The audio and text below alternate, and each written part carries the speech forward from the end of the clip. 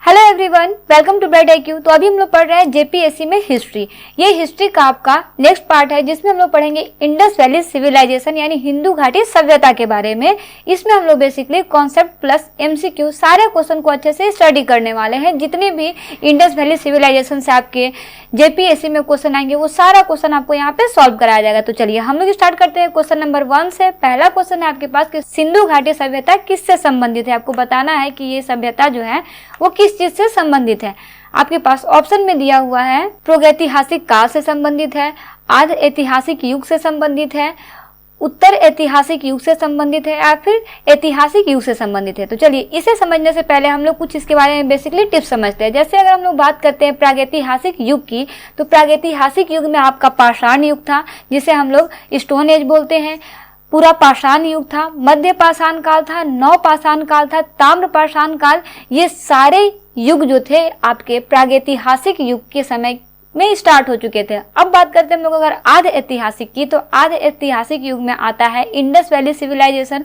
और इस समय ब्रोंज यानी कांसे की खोज हो चुकी थी, इसीलिए इस युग को हम लोग कांस्य युग भी कहते हैं और इसे हड़प्पा के नाम से भी जाना जाता है। तो यहाँ पे पूछा गया है कि सिंधु घाटी सभ्यता जो है वो किससे संबंधित है। तो बेसिकली सिंधु घाटी सभ्यता जो है वो आपका संबंधित है आदि ऐतिहासिक युग से। आपको याद रखना है कि सिंधु घाटी सभ्यता किससे संबंधित है, तो वो है आपका आदि ऐतिहासिक युग से संबंधित है, जिसे आपका इंडस वैली सिविलाइजेशन भी कहा जाता है और हड़प्पा सभ्यता भी कहा जाता है। चलिए नेक्स्ट क्वेश्चन देखते हैं जो है आपका कि मानव समाज विलक्षण है क्योंकि वह मुख्यतः आश्रित होता है। बताइए मनुष्य जो है वो किस चीज पे बेसिकली आश्रित होता है। अभी के समय की बात छोड़ दीजिए, अगर पुराने समय में देखा जाए तो किस पे आश्रित होते थे। सांस्कृतिक पे, अर्थव्यवस्था पे, धर्म पे या फिर विज्ञान पे। तो देखिए सबसे जरूरी आपका होता है पेट। अगर आपका पेट नहीं भरेगा तो आप कुछ भी नहीं कर सकते हो, ना तो आपके पास संस्कृति रहेगा, ना धर्म रहेगा, ना विज्ञान रहेगा। तो सबसे बड़ी चीज होती है आपके पास अर्थव्यवस्था, यानी कि मानव समाज विलक्षण है क्योंकि उनका मुख्य स्रोत जो है वो क्या है, आपका अर्थव्यवस्था है। चलिए नेक्स्ट क्वेश्चन देखते हैं जो है आपका कि हड़प्पा निम्न में से किस सभ्यता से संबंधित है। यहाँ पे भी सभ्यता से संबंधित की बात हो रही है। क्वेश्चन को ध्यान से समझिएगा और इसका आंसर देने का अच्छे से कोशिश कीजिएगा। आपके पास ऑप्शन में दिया हुआ है सुमेरियन सभ्यता, सिंधु घाटी सभ्यता, वैदिक सभ्यता या फिर मेसोपोटामिया सभ्यता। तो जी हाँ, इसका करेक्ट आंसर क्या हो जाएगा आपका सिंधु घाटी सभ्यता। हड़प्पा सभ्यता जो है वो आपका सिंधु घाटी सभ्यता से संबंधित है, इंडस वैली सिविलाइजेशन से संबंधित है और इसे कांस्य युग के नाम से भी जाना जाता है, जिसे हम लोग ब्रोंज कह सकते हैं। ठीक है, चलिए नेक्स्ट क्वेश्चन देखते हैं। नेक्स्ट क्वेश्चन है कि सिंधु घाटी सभ्यता गैर आर्य थी, क्यों थी ये आपको बताना है। आपके पास ऑप्शन में दिया हुआ है वह नगरीय सभ्यता थी, उनकी अपनी लिपि थी या फिर उनकी खेतीहर अर्थव्यवस्था थी या फिर उनका विस्तार जो था वो नर्मदा घाटी तक था। इन सभी में से एग्जैक्ट क्या कारण हो सकता है। तो देखिए इसको समझने से पहले आप गैर आर्यों के बारे में कुछ चीजों को जान लें। जैसे अगर हम लोग बात करते हैं गैर आर्यों की, गैर आर्य यानी आर्य लोगों जब नहीं आए थे उस समय की बात हो रही है।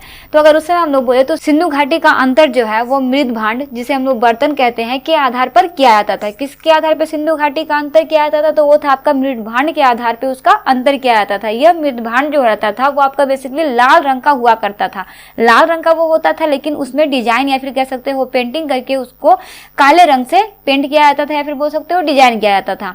और वैदिक काल में जो भी घड़े या फिर मटके बनते थे वो आपका ग्रे कलर के हुआ करते थे। और अगर बेसिकली आर्य की बात की जाए तो आर्य का मुख्य स्रोत जो था, आय का स्रोत, वो था आपका पशुपालन और कृषि, जबकि सिंधु घाटी सभ्यता में कृषि, व्यापार और उद्योग था और यह शहरी व्यवस्था। दैट मीन्स क्या है कि सिंधु घाटी सभ्यता गैर आर्य थी क्योंकि वहां नगरीय सभ्यता थी। कैसी सभ्यता थी, तो वहां की सभ्यता जो थी वो नगरीय सभ्यता थी, शहरीकरण सभ्यता थी। वहां पे व्यापार का उद्गम हो चला था, उद्योग वहां पे बने थे और कृषि व्यापार भी होने लगा था, इसलिए यहाँ का व्यवस्था कैसा था, तो वो था आपका शहरीकरण व्यवस्था थी। चलिए नेक्स्ट क्वेश्चन की बात करते हैं जो है आपका कि सिंधु घाटी सभ्यता को आर्यों से पूर्व की रखे जाने वाली महत्वपूर्ण कारक क्या है। यानी कि आर्य से पहले की बात बोला जा रहा है कि सिंधु घाटी सभ्यता को आर्यों से पूर्व के रखे जाने की महत्वपूर्ण कारक क्या है, इसे पहले क्यों रखा गया है। आपके पास ऑप्शन में दिया हुआ है लिपि इसका कारक है, नगर नियोजन इसका कारक है, तांबा इसका कारक है या फिर मृद भांड इसका कारक है। तो देखिए इसमें आपका दो चीज होता है। पहला आपका नगर नियोजन की, यहाँ पे जो था वो नगर नियोजन था, यहाँ पे पूरी तरह से इसको नगर बनाने की कोशिश की जा रही थी या फिर बोल सकते हो कि यहाँ पे कृषि व्यापार होता था, उद्योग था, इसलिए ये शहरी भी था। ठीक है। तो यहाँ पे एक नगर नियोजन हो गया, यहाँ से क्या मिला है, मृदभांड मिला है। इसलिए आपका सिंधु घाटी सभ्यता को आर्य से पूर्व रखे जाने का महत्वपूर्ण कारक जो है वो आपका पहला नगर नियोजन है और दूसरा मृदभांड है। तो इसे आप याद रखिएगा। नेक्स्ट क्वेश्चन है आपका कि हड़प्पा में मिट्टी के बर्तनों पर सामान्यतः किस रंग का प्रयोग हुआ है। देखिए इसका सोच समझ के आंसर दीजिएगा आप ना। आपके पास ऑप्शन में दिया हुआ है लाल रंग का, नीला रंग का, हरा रंग का या फिर पीला, जिसे हम लोग पुंडू बोलते हैं, उस रंग का। तो बेसिक जाहिर सी बात है कि जो जज पढ़े हैं कि वहाँ पे मृदभांड के जो बर्तन हुआ करते थे वो किस चीज रंग के होते थे, तो वो होते थे लाल रंग के। उसके ऊपर में जो पेंटिंग किया जाता था या फिर डिजाइन बनाया जाता था वो आपका काला रंग से बनाया जाता था। इसलिए इसका आंसर आपका क्या हो जाएगा, पेंटिंग की बात तो होगी, अगर रंग भरने की बात होगी तो आपका करेक्ट आंसर हो जाएगा लाल। चलिए नेक्स्ट क्वेश्चन की तरफ बढ़ते हैं। नेक्स्ट क्वेश्चन है आपका कि सिंधु घाटी सांस्कृतिक वैदिक सभ्यता से भिन्न है क्योंकि। ये सिंधु घाटी संस्कृति जो है वो वैदिक सभ्यता से भिन्न क्यों है, आपको ये बताना है। आपके पास ऑप्शन में दिया हुआ है, इसके पास विकसित शहरी जीवन की सुविधा थी, उनके पास चित्रलिखित लिपि थी, इनके पास लोहे और रक्षा शास्त्रों के ज्ञान का अभाव था, उपरोक्त सभी। तो जी हाँ, इसका करेक्ट आंसर आपका क्या हो जाएगा, उपरोक्त सभी। उन लोगों के पास क्या था कि उसमें विकसित शहर हो रहे थे, जीवन उन लोगों का अच्छा हो रहा था, सारे चीजों का, उद्योग का खोज हो रहा था, कृषि का विकास हो रहा था, सभी चीजें हो रही थी। साथ ही साथ यहाँ पे लिखित आपका लिपि जो है वो लिखा हुआ तो है, पढ़ा नहीं गया है, लेकिन यहाँ का लिपि जो है उसे लिखा हुआ है। साथ ही साथ यहाँ पे लोहा और रक्षा शास्त्रों का ज्ञान का भी यहाँ पे अभाव था। इसलिए यहाँ पे करेक्ट आंसर आपका क्या हो जाएगा, उपरोक्त सभी। चलिए वहीं पे नेक्स्ट क्वेश्चन की बात करते हैं जो है आपका कि हड़प्पा संस्कृति की जानकारी का मुख्य स्रोत क्या है। हड़प्पा संस्कृति की जो भी आपको जानकारी मिली है उसका मुख्य स्रोत क्या है, सोच समझ के इसका आंसर दीजिएगा। बहुत सारा क्लास हम लोग इसके बारे में कर चुके हैं।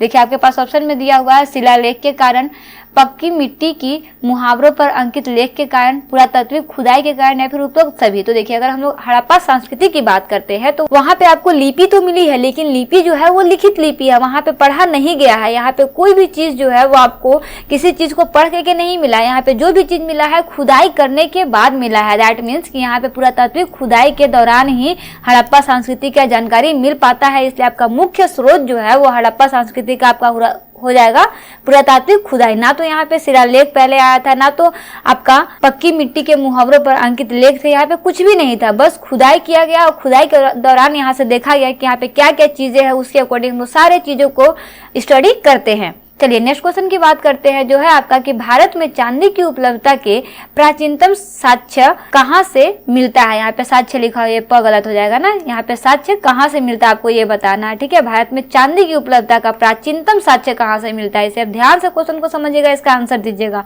आपके पास ऑप्शन में दिया हुआ है हड़प्पा संस्कृति से, पश्चिमी सभ्यता के ताम्र पाषाण संस्कृति से, या फिर वैदिक संहिताओं से, या फिर चांदी के आहत सिक्कों से। तो देखिए आपको यहाँ पे क्या समझना है, आपको दो चीज समझना है। पहला अगर हम लोग बात करते हैं राजस्थान की, तो राजस्थान एक जगह है जहाँ से जावर और अजमेर की खान से चांदी मिला था। क्या मिला था, चांदी मिला था। वो खान कौन सा था, तो जावेर और अजमेर खान था, जो कि राजस्थान में स्थित है और ये सिंधु घाटी का स्थल है। इसलिए इसका करेक्ट आंसर आपका क्या हो जाएगा, हड़प्पा संस्कृति, क्योंकि हड़प्पा संस्कृति को ही हम लोग सिंधु घाटी सभ्यता भी कहते हैं। यानी कि भारत में चांदी की उपलब्धता के प्राचीनतम साक्ष्य आपका हड़प्पा संस्कृति से मिलते हैं।